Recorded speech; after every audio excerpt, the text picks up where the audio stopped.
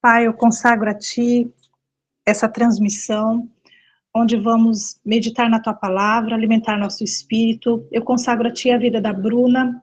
Toca, Senhor, nos lábios dela. Toca, Senhor, com autoridade, para que ela possa entregar aquilo que o Senhor já ministrou no coração dela.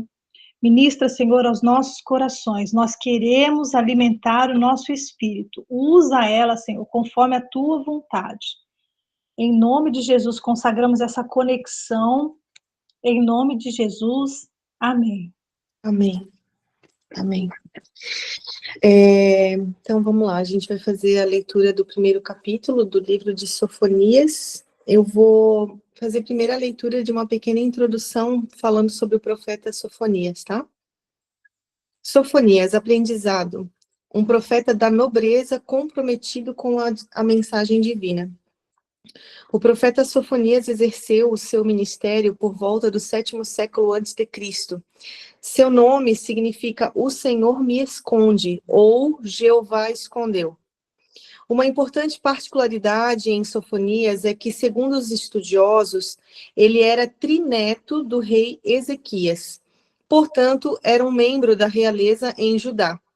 A maioria dos profetas era de origem humilde, embora Deus tenha levantado também muitos profetas de famílias nobres ou abastadas, como Samuel, Eliseu, Isaías, Jeremias, Ezequiel, Daniel e Sofonias. Acredita-se que Sofonias tenha pregado essa dura mensagem de juízo contra Jerusalém logo após Israel ter sido levado para o cativeiro assírio, e com medo de Judá seguir o mesmo caminho do Reino do Norte. O profeta alertou Judá sobre os pecados da nação. Essa mensagem realista de Sofonias preparou o caminho para a grande reforma religiosa em Judá nos dias do piedoso rei Josias. Aí aqui tem mais explicações sobre Sofonias, mas só para fazer uma breve introdução. Então, eu vou fazer a leitura do capítulo primeiro, ele é na versão Almeida RC, tá? Ameaças contra Judá e Jerusalém. Palavra do Senhor vinda a Sofonias, filho de Cusi, filho de Gedalias, filho de Amarias, filho de Ezequias, nos dias de Josias, filho de Amon, rei de Judá. Inteiramente consumirei tudo sobre a face da terra, diz o Senhor. Arrebatarei os homens e os animais, consumirei as aves dos céus e os peixes do mar, e os tropeços com os ímpios, e exterminarei os homens de cima da terra, disse o Senhor. E estenderei a minha mão contra Judá e contra todos os habitantes de Jerusalém, e exterminarei deste lugar o resto de Baal, e o nome dos quemarins com os sacerdotes. E os que sobre os telhados se curvam ao exército do céu, e os que se inclinam jurando ao Senhor e juram por Malcã. E os que deixam de andar em seguimento do Senhor, e os que não buscam ao Senhor, nem perguntam por ele. Cala-te diante do Senhor Jeová, porque o dia do Senhor está perto, porque o Senhor preparou o sacrifício e santificou os seus convidados. E acontecerá que no dia do sacrifício do Senhor, hei de castigar os príncipes e os filhos do rei, e todos os que se vestem de vestidura estranha. Castigarei também naquele dia todos aqueles que saltam sobre o umbral, que enchem de violência e engano a casa dos seus senhores. E naquele dia, diz o Senhor, far-se-á ouvir uma voz de clamor desde a porta do peixe, e um uivo desde a segunda parte, e grande quebranto desde os outeiros. Uivai vós, moradores de Mactés, porque todo o povo de Canaã está arruinado. Todos os carregados de dinheiro são destruídos. E há de ser que naquele tempo esquadrinharei Jerusalém com lanternas e castigarei os homens que estão assentados sobre as suas fezes, que dizem no seu coração, o Senhor não faz bem nem faz mal. Por isso será saqueada sua fazenda e assolada as suas casas, e edificarão casas, mas não habitarão nelas, e plantarão vinhas, mas não lhes beberão vinho. O grande dia do Senhor está perto, e se apressa muito a voz do dia do Senhor. Amargamente clamará ali o homem poderoso. Aquele dia é um dia de indignação, dia de angústia e de ânsia, dia de alvoroço e de desolação, dia de trevas e de escuridão, dia de nuvens e de densas trevas, dia de trombeta e de alarido contra as cidades fortes e contra as torres altas. E angustiarei os homens, e eles andarão como cegos, porque pecaram contra o Senhor, e o seu sangue se derramará como pó, e a sua carne como esterco. Nem a sua prata e nem o seu ouro os poderão livrar no dia do furor do Senhor, mas pelo fogo do seu zelo toda esta terra será consumida, porque certamente fará de todos os moradores da terra uma destruição total e apressada. Pesado, né? Diferença da minha última leitura, que foi de Abacuque. Então, a palavra do Senhor, ela vem sempre alertando a gente sobre o pecado de idolatria, né? A maioria dos livros da Bíblia falam sobre idolatria. E por que Deus, ele pega firme nesse pecado, né? Por conta que só existe um Deus, só Ele. E nós, seres humanos, pecadores, temos a tendência adâmica, pecadora, em querer substituir Deus por outros deuses, né? Deuses imaginários, deuses que não existem. Deus, ele não se agrada disso, ele não aceita dividir a adoração dele. Eu costumo falar que Deus é um Deus ciumento. Ele é o único Deus, então não tem que adorar outros deuses. Eu não vou fazer o devocional versículo por versículo, eu vou pegar alguns versículos chaves onde Deus me chamou a atenção. Então eu já vou direto para o versículo 3, e eu faço primeiramente a pergunta: por que Deus está tão irado com o seu povo, né?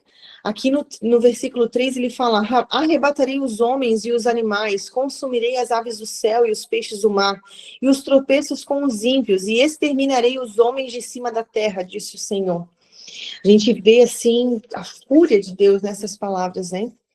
E a resposta sobre isso está em Oséias 4, versículo 1 ao 3. Eu vou fazer a leitura aqui para vocês, tá? O Senhor Deus tem uma acusação a fazer contra o povo que vive neste país. Escutem, israelitas, o que Deus está dizendo. Não há sinceridade, não há bondade, e ninguém neste país quer saber de Deus. Juram falso, mentem, matam, roubam e cometem adultério. Os crimes e os assassinatos aumentam, por isso a terra ficará seca, e tudo que vive nela morrerá. Morrerão os animais, as aves e até os peixes. Aqui Deus, ele dá a resposta do porquê que a ira de Deus sobrecai sobre a terra, né? Mediante os pecados contra Deus, a quebra da aliança com ele, a quebra dos princípios bíblicos. Deus, ele também fala sobre os tropeços dos ímpios ali naquela parte ali, né? E os tropeços com os ímpios. E aí eu fui entender o que seriam os tropeços dos ímpios. Eu encontrei em Ezequiel 7,19. Jogarão seu dinheiro na rua, o lançarão fora como se fosse lixo. Teu ouro e sua prata não os salvarão no dia da ira do Senhor. Não os saciarão, nem os alimentarão, pois sua ganância só os faz tropeçar. E aqui eu quero chamar a atenção para essa parte assim, ó: jogarão seu dinheiro na rua, o lançarão fora como se fosse lixo. Eu tenho certeza que todos nós, em algum momento da vida, já deve ter passado um pensamento assim: ó, eu só gasto dinheiro com bobeira. Eu só jogo dinheiro fora. Não vejo meu dinheiro render. Não, meu Deus, onde é que foi o meu salário? Né? Como se esvaísse pela mão, né? Aí aqui no final fala assim, ó: pois sua ganância só o faz tropeçar. Quantas vezes a gente já pecou em consumismo, em comprar coisas desnecessárias, em gastar dinheiro onde não tem necessidade, né? Continuando. A prata e o ouro se tornarão um tropeço, um motivo de queda espiritual para o povo, porque confiaram nelas em vez de confiar no Senhor. E às vezes nós nos questionamos, será que Deus está realmente me ouvindo? Por que tudo isso tem acontecido comigo? Aí me levou para Ezequiel 14, versículos 3 ao 4. Filho do homem, esses homens levantaram ídolos em seu coração e seguem coisas que os farão cair em pecado. Por que eu ouviria o pedido deles? Por isso, diga-lhes, assim diz o Senhor soberano, o povo de Israel levanta ídolos em seu coração e cai em pecado. E depois vai consultar um profeta. Portanto, eu, o Senhor, lhes darei o tipo de resposta que sua grande idolatria merece. Aí eu quero chamar a atenção aqui, ó. Filho do homem, esses homens levantaram ídolos em seu coração e seguem coisas que os farão cair em pecado. Seguem coisas que os farão cair em pecado.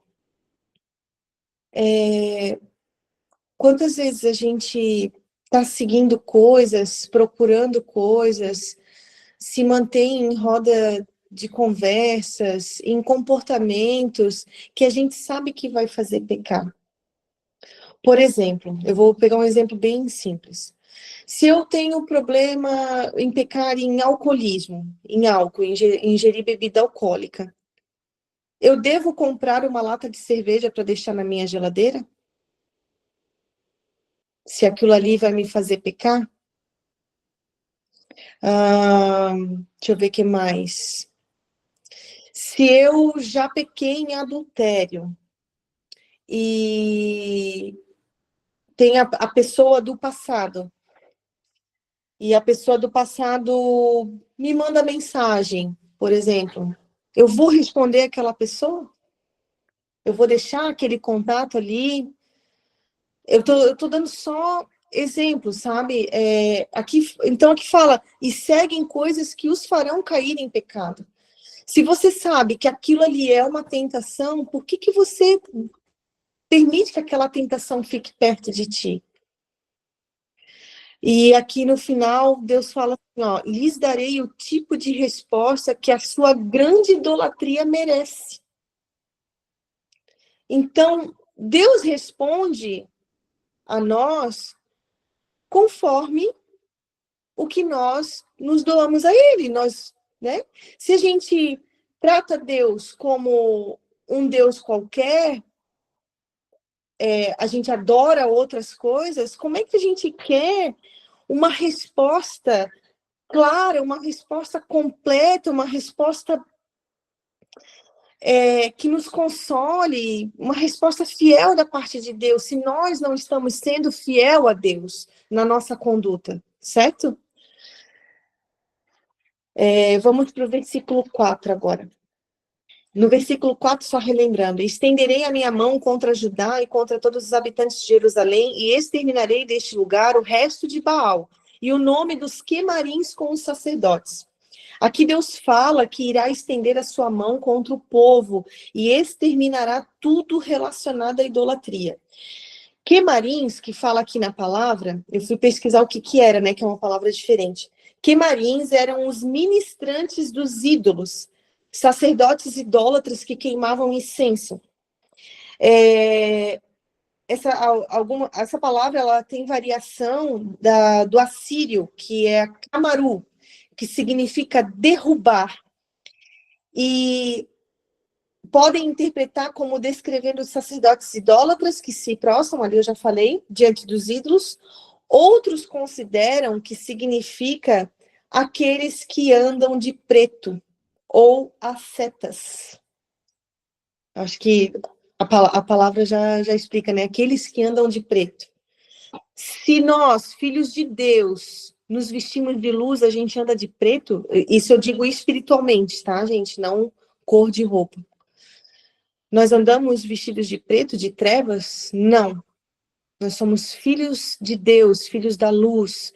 As nossas vestes são limpas, alvas, como a neve que fala na Bíblia, né?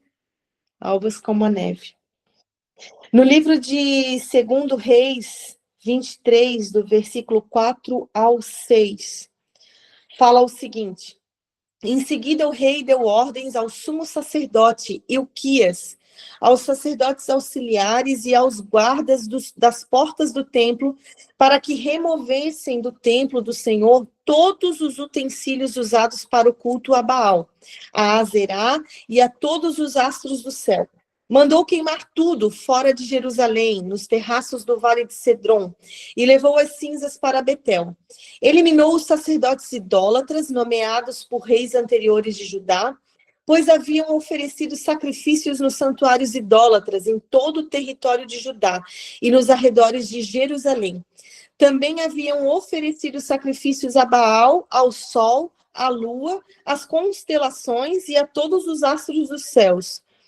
Removeu do templo do Senhor o poste de Azerá e o levou para fora de Jerusalém, para o vale de Cedron, onde o queimou. Depois moeu as cinzas do poste e lançou o pó sobre os túmulos do povo. Aqui o rei Josias, ele renovou a aliança com Deus e ele deu ordens de limpar tudo que era relacionado à idolatria. Aí só uma chave aqui que me veio agora aqui, ó. Que eles haviam oferecido sacrifícios, né? Para Baal, para Sol, para Azerá, para a Lua, para as constelações, todos os astros do céu. Imagina o tanto de dinheiro que gastavam fazendo essas oferendas, né? Gente, olha. E daí eu quero fazer um convite agora a você refletir sobre a sua vida, sobre o passado e também sobre o presente, em tudo aquilo que remete à idolatria. A idolatria fora de Deus, né? Que adora deuses estranhos, deuses imaginários, que peca contra Deus.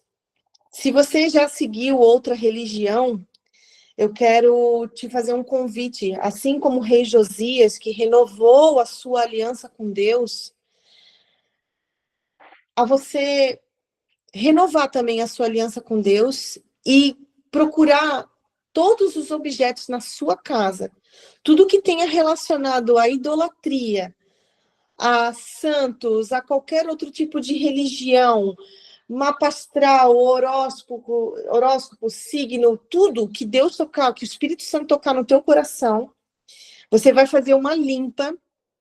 E não sei se vocês sabem, mas o Ministério de Restauração da Alma, a gente tem um latão lá na igreja, lá fora na igreja, onde você pode descartar esses objetos que são relacionados à idolatria. Nós vamos desconsagrar esses objetos e vamos queimá-los, tá? Deus não se agrada de você manter esses objetos na sua casa. Deus não se agrada. Então, renove a sua aliança com Deus, faça uma limpa nessas coisas na sua casa e descarte da maneira adequada, tá? A palavra de Deus, ela é clara em Ezequiel 14, dos versículos 7 ao 8. Pois eu, o Senhor, responderei a todos, tanto os israelitas como estrangeiros que se afastam de mim, levantam ídolos em seu coração e desse modo caem em pecado, e depois procuram um profeta para me consultar, eu me voltarei contra essas pessoas e farei delas um exemplo ao eliminá-las do meio do meu povo. Então vocês saberão que eu sou o Senhor. Então, que a gente não se permita cair em pecado, continuar levantando ídolos no nosso coração, para que a gente não desperte a ira do Senhor. Continuando. Cristo, pode ir pegando as dúvidas ali para mim, por gentileza? Nós não queremos que a face do Senhor se volte contra nós, mas para que isso aconteça, precisamos nos livrar de tudo que se refere à idolatria. O próprio Jesus, quando esteve na terra, nos falou através da parábola do joio, em Mateus 13, do versículo 41 ao 42. O Filho do Homem enviará seus anjos e eles removerão do reino tudo que produz pecado e todos que praticam o mal e os lançarão numa fornalha ardente, onde haverá choro e ranger de dente. Continuando aqui no versículo 5. Versículo 5 fala assim, ó. E os que sobre os telhados se curvam ao exército do céu, e os que se inclinam jurando ao Senhor, e juram por Malcã. Malcã é o demônio Moloque. O demônio Moloque é o que exigia sacrifício de bebês. Na Bíblia fala sobre esses sacrifícios. Agora não me vem à mente uma passagem bíblica, mas em Jeremias fala bastante. Se a Cris lembrar de cabeça, pode colocar ali, por gentileza. Então, aqui ele fala o seguinte: e os que se inclinam, jurando ao Senhor e juram por Malcã. Ou seja, estão jurando pelo Senhor e juram por outro demônio, Deus, um Deus pagão. Jurar é o ato de declarar, prometer solenemente, afirmar com certeza ou invocar algo como prova de verdade ou fé. Juramos por Deus, nos declaramos a Deus, afirmamos que Ele é o nosso Senhor, mas também juramos por outros santos, por outros deuses. Chamamos as santas de nossa, né? Não vou falar aqui porque não é nossa, mas tem várias santas, Aparecida, a do Carmo, tal. Não são nossas. Não são nossas. Então, a gente precisa mudar o nosso linguajar, porque não faz parte mais da nossa vida, essa idolatria, essa adoração a outros deuses. E aí, continuando, consultamos horóscopo, acreditamos em signos, levamos filhos em benzendeiras, guardamos na carteira nota de dólar, trevo de 4 folhas, temos rosário, escapulário, imagens de santos em casa. Aí eu te pergunto, em quem que você crê? Você crê na palavra de Deus? Você crê em Deus ou crê em outros santos? Em 2 Reis, capítulo 17, 33, do 33 ao 34, fala o seguinte: e embora adorassem o Senhor, continuavam a seguir seus próprios deuses, de acordo com os costumes de suas nações de origem. Até hoje continuam com suas antigas práticas, em vez de adorar verdadeiramente o Senhor e obedecer aos decretos, estatutos, leis e mandamentos que o Senhor deu aos descendentes de Jacó, cujo nome ele mudou para Israel. E em 1 Reis 18, 21 fala também: Elias se colocou diante do povo e disse: até quando ficarão oscilando de um lado para o outro? Se o Senhor é Deus, sigam-no. Mas se Baal é Deus, então sigam Baal. O povo, contudo, ficou em silêncio. Acho que aqui a palavra de Deus é muito clara. Até quando vão ficar oscilando de um lado para o outro? Se você serve a Deus, você não serve a outros santos. E eu vou trazer isso aqui porque a verdade precisa ser dita. Com todo respeito. Com todo respeito. Ao catolicismo, né? As pessoas, né? Porque ainda não... A Bíblia do católico tem essas passagens que falam sobre idolatria. Se você for pegar a Bíblia do católico tem escrito isso. E por que está se adorando outros deuses, se não a Deus? Por que depositam fé em Senhora do que, santo não sei o que lá, e pedem, fazem promessa, e fazem sacrifícios? Deus, ele não pede sacrifício para gente. Deus, ele não pede para você subir uma escadaria de joelho. Deus, ele não pede para você, sei lá, ir até tal lugar. Deus, ele não pede para você fazer oferenda numa esquina, numa encruzilhada. Sabe, eu tô falando isso porque, poxa, Deus não pede nada disso. Ele quer que tu adore Ele, que tu ame Ele integralmente, verdadeiramente, de todo o teu coração. Ele quer a tua vida servindo a Ele. Continuando. Como que nós devemos agir? Josué 23, do 6 ao 8. Por isso, esforcem-se ao máximo para cumprir cuidadosamente tudo o que Moisés escreveu no livro da lei. Não se desviem dele, nem para um lado e nem para o outro. Não se misturem com os povos que ainda restam na terra. Nem sequer mencionem o nome dos deuses deles, e muito menos jurem por eles. Não sirvam nem adorem esses deuses, mas apeguem-se firmemente ao Senhor seu Deus, como fizeram até hoje. Aqui eu gostaria só de fazer uma observação. Aqui quando fala assim, ó, não se misturem com os povos. Não quer dizer que a gente não pode ter amizade com pessoas de outras religiões. Não, muito pelo contrário. A gente tem que levar o amor de Cristo para essas pessoas, porque elas são almas preciosas para Deus. Elas estão na cegueira espiritual. E imagina se a gente for querer se distanciar delas fisicamente, não querer mais contato, não é assim.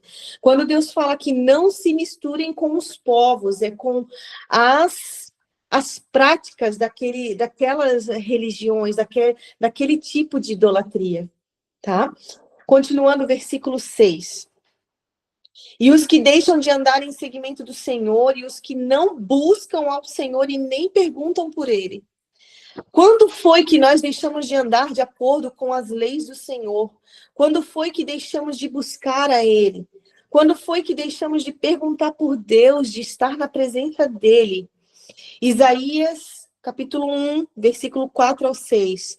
Ah, como é pecadora esta nação, sobrecarregada pelo peso da culpa. São um povo perverso, filhos corruptos que rejeitaram o Senhor, desprezaram o Santo de Israel e deram as costas para ele. Por que continuam a atrair castigo sobre si? Vão se rebelar para sempre? Sua cabeça está ferida, seu coração está enfermo, estão machucados da cabeça aos pés, cheio de contusões, vergões e feridas abertas, e não há ataduras nem óleo para dar o alívio. Aqui Deus fala, né? Filhos corruptos que rejeitaram o Senhor, deram as costas para ele. Aí ele pergunta, por que continuam a trair o castigo sobre si? Porque a gente continua pecando, a gente continua desagradando a Deus. E Deus é justo. De acordo com o que a gente peca, tem a consequência. Sua cabeça está ferida, seu coração está enfermo, estão machucados da cabeça aos pés, feridas espirituais. Feridas espirituais ao ponto de a gente sentir na nossa carne física, ansiedade, pânico, depressão, doenças psicossomáticas. Continuando, versículo 7.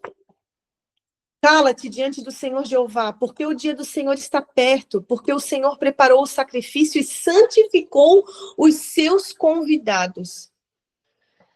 A vinda de Jesus, ela se aproxima, e Deus nos convida a nos santificarmos perante Ele, limparmos as nossas vestes espirituais para que possamos entrar na presença do Rei e nos sentar à mesa com o Pai. Em Jeremias 46, versículo 10, fala assim, porque este é o dia do soberano Senhor dos Exércitos, dia de vingar-se dos seus inimigos. A espada devorará até se fartar, sim, até se embriagar com seu sangue. O soberano Senhor dos Exércitos receberá hoje um sacrifício na terra do norte, junto ao rio Eufrates. Deus, ele já nos concedeu o sacrifício vivo, que foi Jesus, o Cordeiro. Como sacrifício, ele levou na cruz sobre ele todos os nossos pecados. Em Apocalipse 19, 17, fala assim, ó, então vi um anjo em pé no sol, gritava para as aves que voavam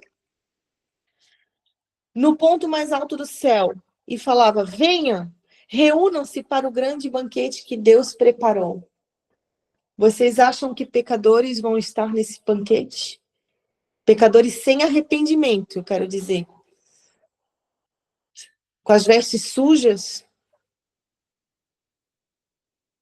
Como é que a gente se apresenta na presença do Rei? A gente não vai de qualquer jeito. Para se apresentar na presença do Rei, a gente tem que estar com as nossas vestes limpas, a nossa armadura brilhando. Então,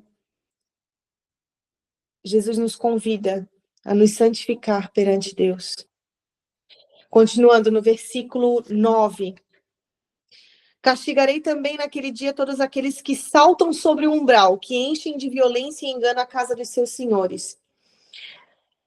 Todos aqueles que saltam sobre o umbral, que enchem de violência e engano a casa dos seus senhores, saltar sobre o umbral pode ter duas interpretações.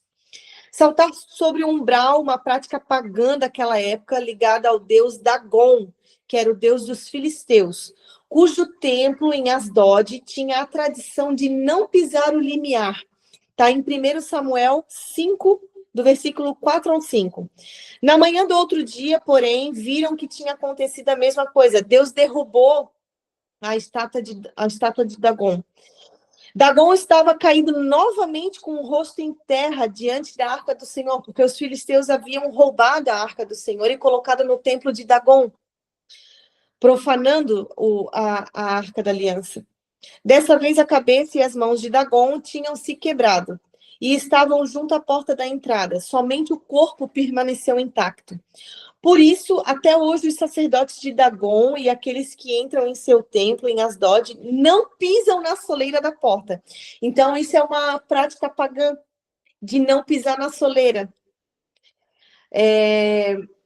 O povo estava misturando paganismo com a fé em Deus. Paganismo refere-se a religiões politeístas, ou seja, que adoram múltiplos deuses. Conjunto de práticas religiosas que celebram a natureza, o divino nela presente, com ênfase na experiência e no folclore. Paganos, da origem de latim, quer dizer campo. E a outra interpretação sobre o umbral, sobre a soleira, do que Deus fala através de Sofonias, quando ele fala violência e engano. Seria literalmente sobre roubo, saquear, agir com desrespeito, enriquecer de forma injusta, usando fraudes, exploração ou opressão, se beneficiar de corrupção. Mas eu quero voltar aqui nas práticas paganistas. A gente lê aqui assim e fala assim, não, era naquela época que eles adoravam o deus Dagon, né? Que não pisavam na soleira, uma prática paganista. A gente precisa ficar atento, porque práticas pagãs estão sutilmente infiltradas. E se você não cuidar, você vai estar tendo prática pagã. Se você tiver dúvida de algo que você faz no seu dia a dia, se é de acordo com a vontade de Deus, o Espírito Santo botou aquela dúvida no teu coração, consulte a Bíblia. Consulte a Bíblia. A palavra de Deus, ela é o manual da vida. Eu vou citar só um exemplo bem bobinho, tá? Bem bobinho, porque tem coisas mais pesadas que numa próxima oportunidade a gente pode trazer. Práticas pagãs, superstições. Eu não vou, quebrou, meu Deus, lascou a ponta dessa caneca. Não, eu não posso deixar essa caneca aqui, porque vai atrair espíritos imundos, porque não pode atrair coisa ruim, ou então, assim, não, eu não deixo a minha bolsa no chão, porque o chão atrai coisa ruim. Gente, isso não tem princípio bíblico. Sabe? É coisa muito boba. A gente tem que estar atento. A gente tem que estar atento nisso. É coisas muito bobas. Continuando. Aí ali, a segunda interpretação, né? Quando fala violência e engano, seria literalmente sobre roubo, saquear e agir com desrespeito. Enriquecer de forma injusta, usando fraudes, exploração ou opressão. Se beneficiar de corrupção. Aí eu vou trazer um exemplo também aqui bem bobo, bem singelo. Você trabalha CLT. Você não quer ir trabalhar num dia. Não, eu quero ficar em casa hoje. Eu tenho que resolver umas coisas pessoais minhas. eu vou lá no médico pegar um atestado. Eu vou lá me consultar, eu já pego um atestado pro dia todo. Você está sendo justo? Se você fosse empregador, vamos pela lógica, se você fosse um empregador e o teu colaborador fizesse isso contigo, pegasse um atestado, e injustamente ele não está doente, ele poderia se ausentar na hora da consulta apenas e voltar para o trabalho. É justo esse atestado? Não é. Então, assim, se beneficiar de maneira injusta, saquear, agir com desrespeito. Continuando, versículo 10. Meu Deus, eu já estou em 30 minutos. Versículo 10. Eu estou quase acabando já. E naquele dia, diz o Senhor, far-se-á ouvir uma voz de clamor desde a porta do peixe, e um uivo desde a segunda parte, e grande quebranto desde os outeiros. A porta dos peixes em Jerusalém é uma das 12 portas da cidade antiga. Era uma das portas do muro de Jerusalém. Ficava na parte norte da cidade, perto do mercado de peixes, onde comerciantes traziam peixes do mar Mediterrâneo e também do Rio Jordão e do Lago da Galileia. No sentido espiritual da Bíblia, o peixe está ligado à vida e à abundância, e também à missão dos discípulos, chamados por Jesus de pescadores de homens. Continuando, versículo 13. Por isso será saqueada a sua fazenda e assoladas as suas casas, e edificarão casas, mas não habitarão nelas, e plantarão vinhas, mas não lhes beberão vinho. Consequências do pecado de idolatria. Vamos lá. Quais as consequências? Deuteronômio 28:30. Você ficará noivo de uma mulher, mas outro homem dormirá com ela. Traição, adultério. Construirá uma casa, mas outra pessoa morará nela. Não vai desfrutar do esforço do seu trabalho. E ali, voltando você ficará noivo de uma mulher, mas outro homem dormirá com ela. Humilhação, vergonha. Plantará um vinhedo, mas não aproveitará os seus frutos. Esse acho que eu já falei também. Vai trabalhar e não vai desfrutar do seu esforço. Nada rende, nada prospera. Uma vida infrutífera. Amós 5, versículo 11. Oprimem os pobres e roubam seu trigo com impostos injustos. Por isso, ainda que construam belas casas de pedra, jamais morarão nela. Ainda que plantem videiras verdejantes, jamais beberão o vinho delas. Miqueias 6:15. Você semeará plantações, mas não as colherá. Espremerá azeitonas, mas não terá óleo suficiente para se ungir.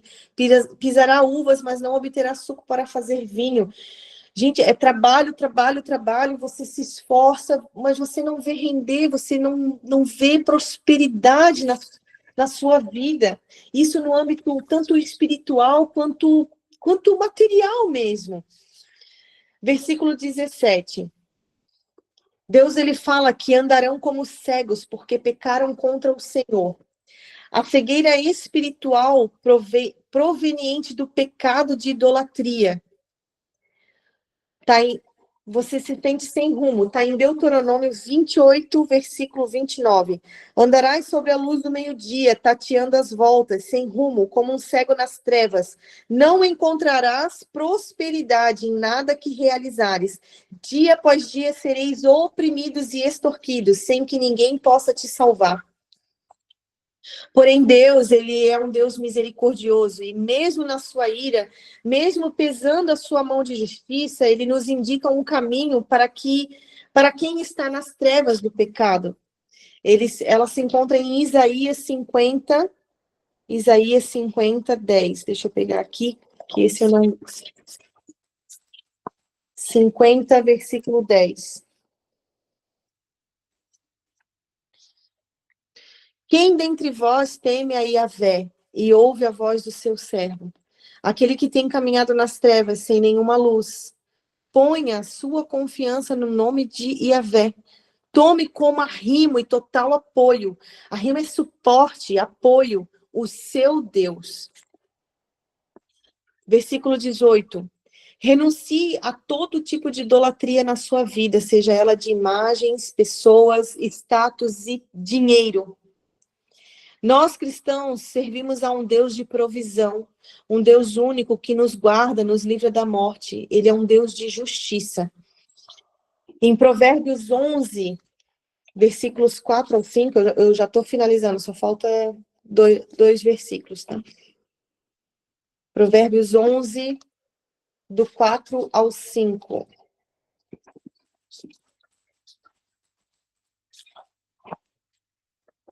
Fala o seguinte: as riquezas acumuladas não terão valor algum no dia da ira divina, mas a justiça livrará o fiel da morte. A retidão dos íntegros de coração lhes descortina o caminho justo, mas os ímpios são abatidos por sua própria perversidade. Então aqui Deus fala, não adianta a gente acumular riqueza, colocar o nosso amor ao dinheiro, se não é isso que vai salvar a gente. Aqui fala, no dia no dia da ira divina, não vai ter valor nenhum. Quando nós morremos, a gente leva alguma coisa? Não leva nada. A gente veio do pó e ao pó voltaremos. A retidão dos íntegros de coração lhes descortina o caminho justo. Lhes descortina, lhes abre o caminho justo de Deus. Mas os ímpios são abatidos por sua própria perversidade. Provérbios 28, 13. Quem camufla suas faltas jamais alcançará o sucesso, mas quem as reconhece, confessa e abandona, recebe toda a compaixão de Deus. Aqui eu gostaria de fazer um convite a vocês. Quem não esteve no seminário de restauração da alma, eu ministrei sobre ocultismo, que falava sobre a idolatria, sobre pecarmos contra Deus em adorar outros deuses, né? E lá nós fizemos uma oração de renúncia, renunciando todos esses pecados, reconhecendo perante Deus essas nossas faltas. Confessamos e abandonamos essas práticas, e nós recebemos a compaixão de Deus. Eu trouxe aqui a oração de renúncia que foi feita lá no seminário. E eu vou ler essa oração. Se você sentir no seu coração, de aí onde você está, também fazer essa declaração a Deus, renunciando todo o pecado de idolatria. Mas antes eu quero fazer só uma última leitura de um versículo, que é em Romanos 8, do 14 ao 15, que é a última anotação que eu tinha ali. Porquanto todos os que são guiados pelo Espírito de Deus são filhos de Deus. Pois vós não recebeste um espírito que vos escravize para andardes, uma vez mais atemorizados, mas recebeste o espírito que os adota como filhos, por intermédio do qual podemos clamar, Abba, Pai. Deus, ele nos adota como filhos. A gente precisa reconhecer ele como Deus, como Pai. Então, eu vou fazer essa oração e você, se sentir no coração, pode repetir aí, tá? Senhor Jesus Cristo, declaro que fui redimido das mãos do diabo pelo teu sangue. Meus pecados estão perdoados, sou purificado, justificado e separado para Deus. Sou parte do povo santo, propriedade exclusiva do Senhor. Meu corpo é templo do Espírito Santo de Deus. Pertencendo a Jesus de corpo, alma e espírito, renuncio e repreendo todos os espíritos malignos ligados ao ocultismo, feitiçaria, adivinhação, espiritismo, idolatria, seitas, heresias ou qualquer prática contrária à palavra de Deus. Eles não têm mais poder sobre mim e nem sobre minha família. Fui comprado pelo sangue de Jesus, que pagou o preço para me salvar e venceu a morte. Renuncio a todo juramento, pacto, consagração ou trabalho feito em altares satânicos, por mim ou por outros, consciente ou inconscientemente. Peço que o Senhor quebre todo vínculo maligno com o poder do teu sangue derramado na cruz do Calvário e da sua ressurreição. Também renuncio a pecados e maldições hereditárias e peço que Jesus purifique minha linhagem familiar com seu sangue. Eu deixo neste momento todos os meus pecados, traumas, medos e bloqueios aos pés da cruz de Cristo. Satanás não tem mais domínio sobre mim ou minha família. Em nome de Jesus, eu corto todo laço com espíritos das trevas, expulso todos os espíritos malignos e resisto a qualquer ação do inimigo contra a minha vida e dos meus filhos. Que todo o poder deles sobre mim seja quebrado agora. Pelo nome de Jesus Cristo, retiro o direito de qualquer espírito nos afligir e que se calem todas as vozes estranhas que queiram me atormentar e declaro o juízo de Deus sobre eles. Em nome de Jesus e pela voz do Espírito Santo, ordeno que saiam agora e vão para o lugar que Cristo os destinar. Pai, em nome de Jesus, fecha todas as brechas que deram acesso ao inimigo. Sela-as com o sangue do Cordeiro. Obrigado por me libertar. Em nome de Jesus. Amém. Gente, eu sei que a palavra foi pesada hoje, foi forte, mas é necessário trazer palavras de correção, palavras de luz, palavras de ensinamento. Andar com Cristo não é só passar a mãozinha na cabeça e beijar a testa. Andar com Cristo é corrigir as nossas condutas erradas. Não adianta a gente continuar pecando e crer que a gente vai ser salvo. Se você peca e não se arrepende, infelizmente, Satanás vai tragar a vida. Então, espero que vocês recebam com o coração aberto. A gente está aqui para orientar à luz da Bíblia. Amém?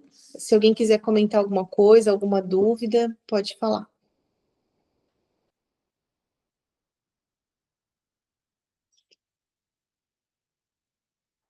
Acho que não. Então, a gente vai encerrar. Vou só fazer uma oração para encerrar, tá? Senhor Jesus, obrigada, Senhor, pela tua palavra, a tua palavra que é a verdade, e a tua palavra fala que a verdade nos libertará. Somos filhos libertos, Jesus, conforme o Senhor orientou. Pai, eu te agradeço que as tuas filhas possam ter uma noite de descanso e refletir sobre essa palavra, e que essa palavra alcance também demais pessoas que irão assistir depois. Eu te agradeço, Pai. Usa-nos sempre, Senhor, conforme a tua vontade. Em nome de Jesus, amém.